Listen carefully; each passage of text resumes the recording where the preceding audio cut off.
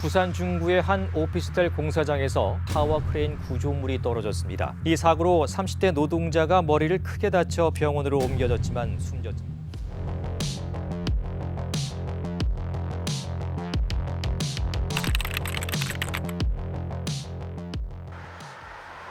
서울의 한 오피스텔 공사 현장. 철근 인양 작업의 한창입니다. 밑에는 사람들과 차가 제법 많이 지나다니는 길까지만 특별한 안전 조치는 없어 보입니다. 무전기에 의지한 채 리모컨을 움직이는 조종사.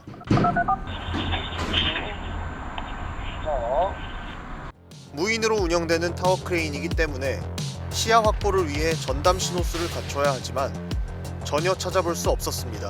신호수가 따로 있고 줄거리 작업자가 또 따로 있어야 돼요. 신호수 교육을 받으신 분들이 하셔야 되는데 그걸 이제 안 하시고 그냥 일반 사람들이 오셔갖고 보고 배운 걸로 하시면은 바꿔달라고 해도 그쪽에서도 비용이 발생하니까 건설사 비용 절감 때문에 안전을 보장받지 못하는 상황.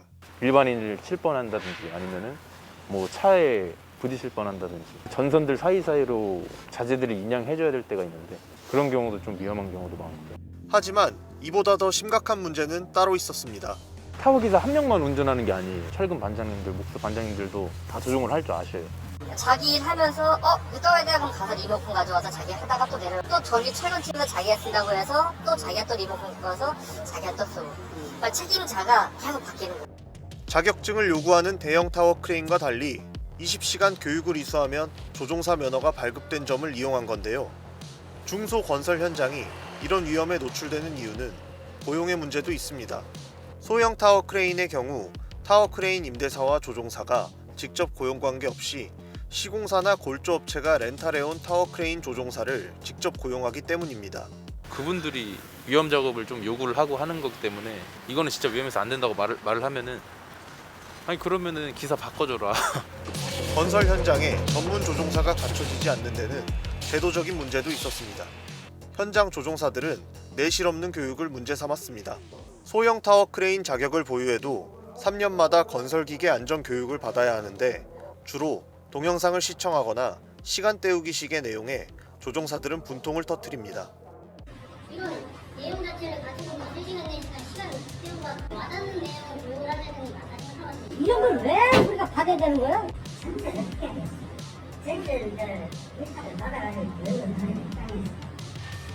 이 허술한 교육의 결과는 수원의 한 건설 현장에서 목격됐습니다.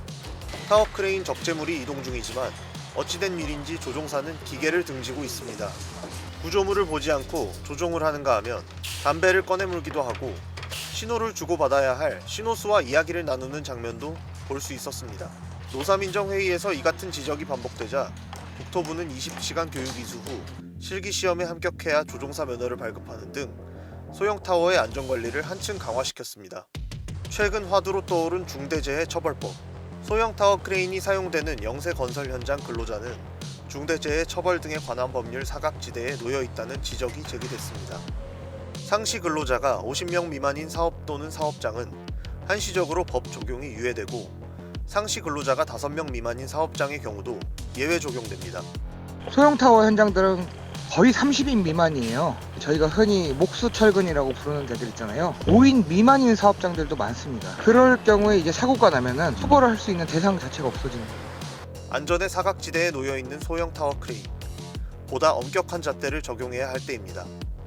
여성경제신문 이호준입니다.